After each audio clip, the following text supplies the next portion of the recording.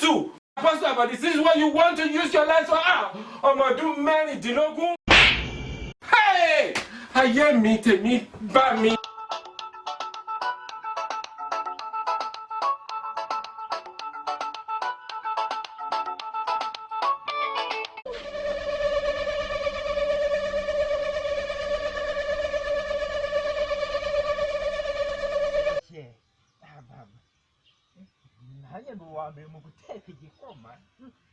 Bakubona nta kintu mubona mumwe ni igisibiki. Do me well.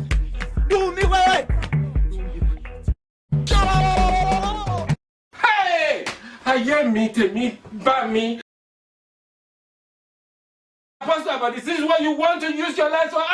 Ọmọdún mẹ́rìndínlógún.